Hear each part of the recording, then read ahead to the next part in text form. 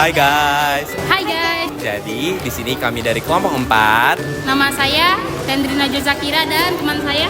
Fasya Ramadhani. dengan saya Leon Wida Saputra. Saya Naila. Nah, jadi hari ini kami mau mengkampanyekan tentang Bahaya penyalahgunaan narkoba kepada Orang random. tanpa berlama-lama langsung let's go aja.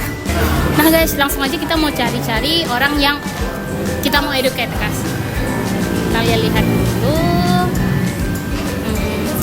Guys, kayaknya yang ini bagus deh soalnya anak-anak muda kayaknya cocok nih untuk kita edukasi tentang narkoba. Langsung aja yuk. Permisi kak. Halo Kak. Sebelumnya kami boleh izin nanya-nanya nggak nih? Jadi perkenalkan kak, nama saya Tendri dan teman saya Aca. Namanya siapa? Johnson nggak? Bud Samuel. Oke. Jadi di sini kami ada tugas. Tugasnya itu adalah mengkampanyekan tentang narkotika. Nah, kakak di sini tahu nggak narkotika itu apa? Mungkin ada yang bisa tahu atau jawab. Sebelumnya udah ada yang tahu belum ini apa narkotika itu? Tahu. Biar lebih jelasnya, jadi saya ingin menjelaskan nih narkotika itu apa. Narkotika sendiri itu adalah zat atau obat-obatan yang memiliki sifat alamiah, habis itu sintetis maupun semi sintetis. Nah, kakak-kakak semua tahu nggak kalau sebenarnya narkotika ini ada undang-undangnya? Tahu lah. Nah, undang-undangnya sendiri itu adalah undang-undang narkotika. Nah, kita akan menjelaskan, kami akan menjelaskan tentang narkotika undang-undang ayat 1 pasal 1, di mana narkotika ini tuh dia itu bisa menyebabkan penurunan kesadaran, lalu juga halusinasi, dan juga yang ketiga itu ada menyebabkan kecanduan. Nah, tentunya narkotika itu dibagi menjadi 3 golongan. Nah, pertama ada golongan yang pertama. Golongan pertama itu contohnya itu ada kokain, sabu-sabu, dan opium. Nah, ini menyebabkan kecanduan yang tinggi, terutama apabila kita tidak menggunakan ini tanpa pengawasan dari dokter.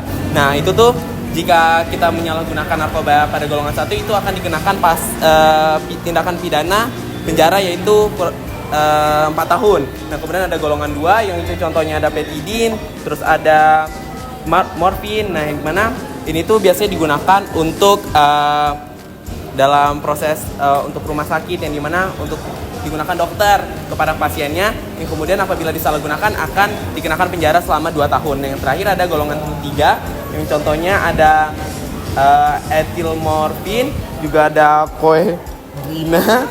Nah, yang kemudian ini tuh yang dimana digunakan untuk pengobatan atau terapi, dan jika disalahgunakan akan dikenakan penjara selama 1 tahun gitu.